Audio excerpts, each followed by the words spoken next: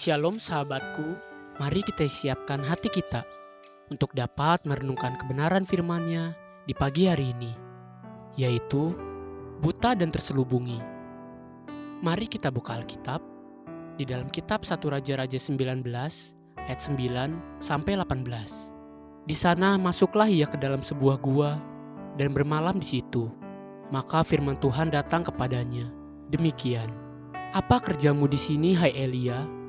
Jawabnya, "Aku bekerja segiat-giatnya bagi Tuhan, Allah semesta alam, karena orang Israel meninggalkan perjanjianmu, meruntuhkan mesbah-mesbahmu, dan membunuh nabi-nabimu dengan pedang.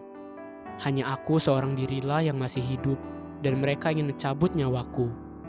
Lalu firman-Nya, "Keluarlah dan berdiri di atas gunung itu di hadapan Tuhan." Maka Tuhan lalu.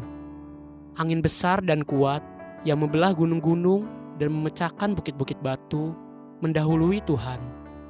Tetapi tidak ada Tuhan dalam angin itu.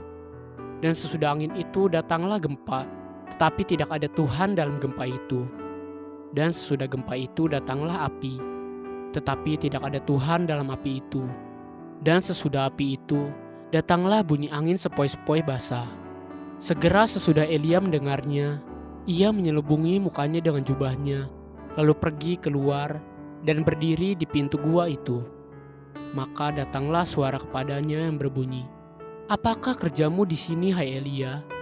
Jawabnya, "Aku bekerja segiat-giatnya bagi Tuhan, Allah semesta alam, karena orang Israel meninggalkan perjanjianmu, meruntuhkan mesbah-mesbahmu, dan membunuh nabi-nabimu dengan pedang.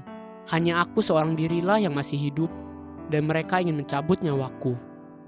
Firman Tuhan kepadanya, "Pergilah, kembalilah ke jalanmu, melalui padang gurun ke Damsyik, dan setelah engkau sampai, engkau harus mengurapi Hazael menjadi raja atas Aram.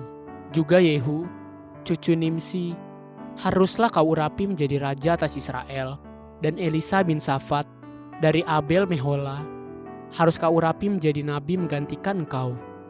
Maka siapa yang terluput dari pedang Hazael akan dibunuh oleh Yehu, dan siapa yang terluput dari pedang Yehu akan dibunuh oleh Elisa.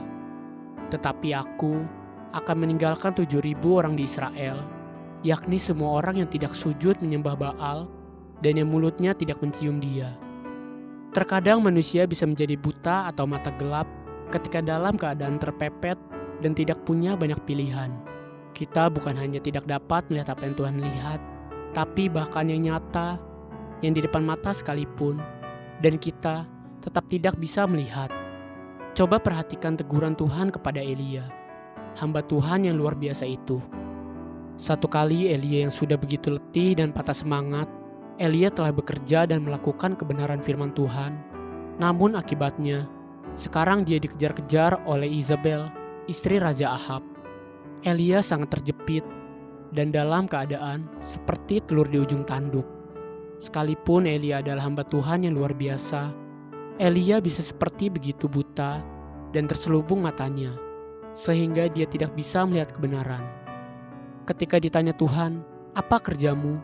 Elia berkata, "Aku bekerja segiat-giatnya bagi Tuhan, Allah semesta alam, karena orang Israel meninggalkan perjanjianmu, meruntuhkan mesbah-mesbahmu, dan membunuh nabi-nabimu dengan pedang. Hanya aku seorang dirilah yang masih hidup, dan mereka ingin mencabut nyawaku." Bahkan sampai 2 kali Elia ditanya, dan dia jawab hal seperti itu. Kemudian Elia bahkan berkata bahwa dialah satu-satunya hamba Tuhan yang hidup, padahal masih ada 7.000 lagi hamba-hamba Tuhan yang Tuhan pelihara dan persiapkan untuk pelayanan selanjutnya. Itulah keadaan manusia ketika dia dalam keadaan terjepit dan sangat tidak berdaya. Dia lupa akan penyertaan dan pemeliharaan Tuhan yang sudah-sudah.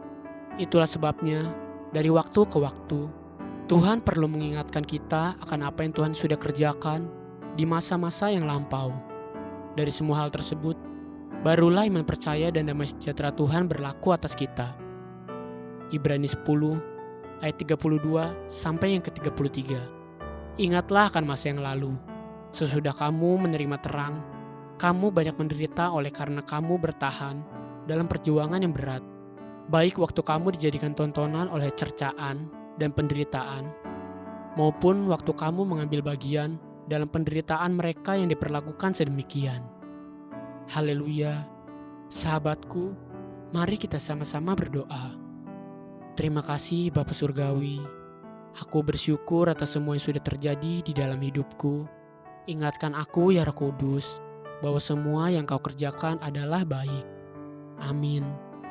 Jesus loves you, and so do I.